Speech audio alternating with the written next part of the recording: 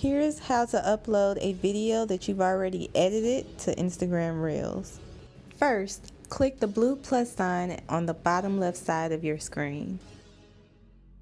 Once your menu comes up, pick the video that you would like to upload to Instagram. Once your video is uploaded to Instagram Reels, you can add additional text, stickers, or a voiceover. Once your reel screen loads, you'll see a bunch of icons on the left-hand side of your screen. Click the music note to add music to your reel. Now tap the saved icon to view music that you've added to your collection.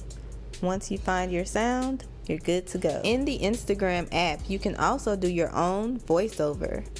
You can now mix your own audio with the music that you've saved from your collection.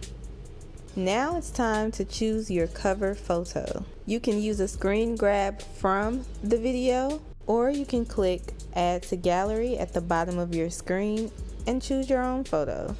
Alright, now it's time for the good part. You need to add your caption and your hashtags.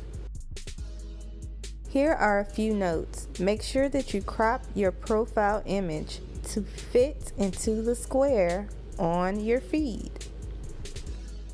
Also, make sure that you've tagged the appropriate people and products to your reel. You can link your product catalog straight from your Shopify website. Now, the last tip is to make sure that you click the blue slider button that says also share to feed. If you don't click this button, your reel will not show up on your profile. It will only show up in the Reels section of Instagram. Congratulate yourself! The last step is to click that share button and post. Voila! Your reel is now posted to your profile.